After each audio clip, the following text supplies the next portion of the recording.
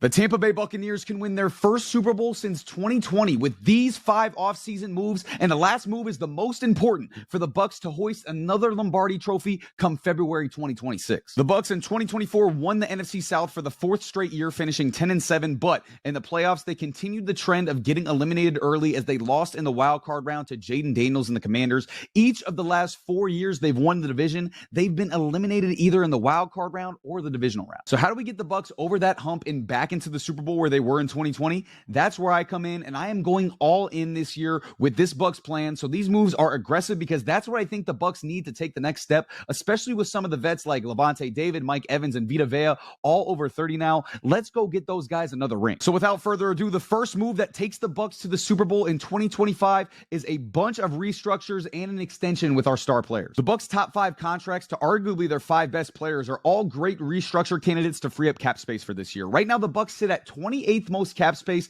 the 5th fewest in the league with just $795K. However, restructuring Baker Mayfield's contract creates $21.5 million in space. We're trying to win the Super Bowl and get over the hump this year. Let's do it. Restructuring Tristan Wirfs' contract creates $19.8 million in space. Let's do it. Restructuring Antoine Winfield's contract creates $14.8 million in space. Let's do it. Mike Evans gets a 1-year, $23 million extension. The extension gives $15.7 million in savings for the Bucs this year. Let's do it. And Jordan Whitehead's option is being declined this year. That's also $4.5 million in savings. Let's do that too. So all those moves combined with the cap they had previously, and now they have $77.1 million to spend this offseason, moving them to 5th most in the NFL. That's all without restructuring Vita Vea, which they also could do to create some space as well. And now it's time to make some moves, some Super Bowl winning, going all in type moves for the Bucs to win another Super Bowl. And that leads me directly into my second move that gets the Bucs to the Super Bowl in 2025. They're going to re-sign wide receiver Chris Godwin to a 3-year, $60 million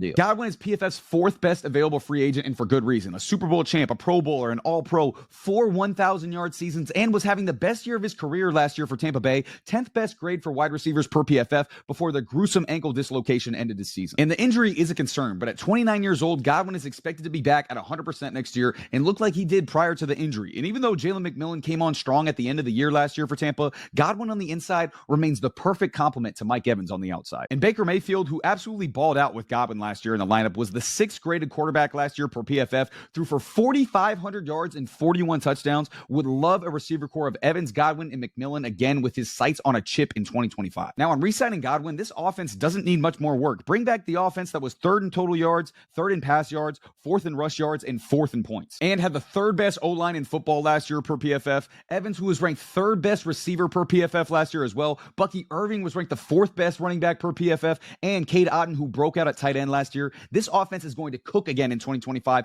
even if they do feel the loss of offensive coordinator Liam Cohen. But this defense, on the other hand, needs some work after last year, and we're about to put some work in, leading me to my third move that takes the Tampa Bay Bucs back to the Super Bowl in 2025. We're going to sign Khalil Mack to a 2-year, $50 million deal in free agency. If not Mack, then Josh Sweat. If not Josh Sweat, then Bosa. Whoever it is, get a great edge rusher in free agency with the cap space we just cleared. But my preference, if I'm Tampa, is Khalil Mack. And we know Khalil Mack, 9-time Pro Bowler, 4-time All-Pro, 2016 Defensive Player of the Year, and 107.5 career sacks, a future Hall of Famer. He's been a great player in the league for a long time, and he still is. 17 sacks in 2023 and was PFF's 6th graded edge player. Just 6 sacks last year, but was graded the 5th best player on the edge last year by PFF as well. He can still produce at a high level, and the Bucs need that production on defense. Although still being great versus the run, 3rd best in the league last year, they were also 3rd worst in the league versus the pass last year, and were tied for 11th in the league last year in sacks. And you know what helps a pass defense? A great rusher off the edge, something that the Bucs did not have last year. Their interior D linemen in Vita Vea and Kalijah Kancey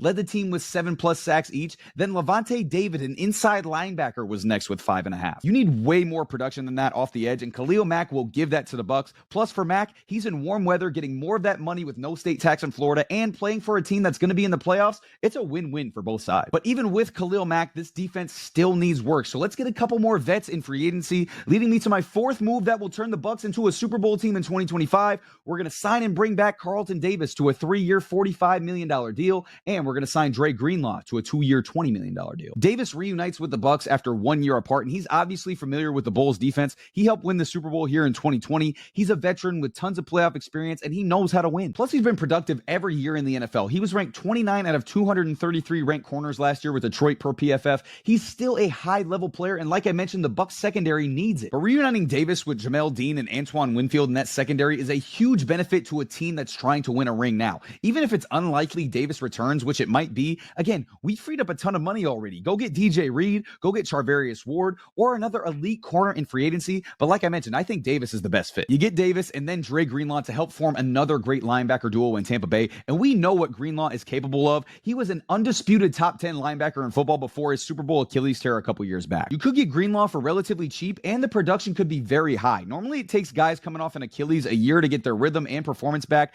I think that's what we saw with Greenlaw last year. So this upcoming year, we could get the old Dre Greenlaw, and that is super exciting for the Bucs defense. Now your defense has a good corner duo, an elite safety, big-time linebacker and interior D-line duos, and Khalil Mack. What move could possibly be left? And before I tell you that fifth move, if you like these type of videos, do me a huge favor and subscribe to the channel. Us as a collective here at Between the Uprights have a ton more content coming your way, especially this offseason with drafts, free agency, predictions, hot takes, whatever you want, as long as it's related to the NFL, we got it. So if you want more of this, subscribe and we got you. And now, the fifth and final and most important move to get the Bucs back to the Super Bowl in 2025 is absolutely nailing the 2025 draft by making all but one of their selections defensive players. I'm going to show you what the Bucs should do with this 2025 NFL draft. This sets them up for this year and the future as well. And like I mentioned, it's a majority defense with the one exception being a new left guard on the offense, replacing Ben Bredesen, because that's the one real hole on the offense right now. But let's go to the draft plan. The Bucs have picks 19, 51, 83, and 120 in the draft.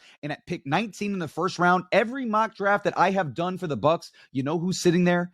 James Pierce Jr. I just talked about Pierce on the Falcons video I did being a target for them despite the major character concerns. But man, if he's there at 19 for Tampa Bay, having Khalil Mack mentor James Pierce, showing him how the NFL works and what he needs to do, plus the amount of talent and production you could get off the edge, I don't know how you pass that up if you're Tampa. And again, we're trying to win a Super Bowl here. We need to take a chance on maybe the most talented edge player in the draft and see if he can develop with Khalil Mack, Levante David, Vita Vea, and the other vets on that defense there to mentor him. I say let's do it, Tampa. Then to that 51st pick in the second round, again, I'm going high risk, but maybe the most talented player on the board. I'm going Ben Morrison out of Notre Dame in the second round. He would have been an easy first rounder last year if he stayed healthy, but that hip injury has a lot of people concerned. But if he's healthy, he's been compared to Marlon Humphrey with his technique and his toughness. He's versatile and can play in any scheme. Paired with Davis and Dean in that corner room, paired with the new edge duo that we have as well, you may have just solved all your passing defense problems from 2024. In the third round, I like adding another linebacker to the core, and there we'll get Chris Paul Jr. out of Ole Miss, who is similar in size and in profile to both David and Greenlaw. And I think Paul will immediately thrive in a scheme that emphasizes speed, pursuit, and coverage ability out of their backers, plus the opportunity to learn from two of the game's best backers and vets in Greenlaw and David.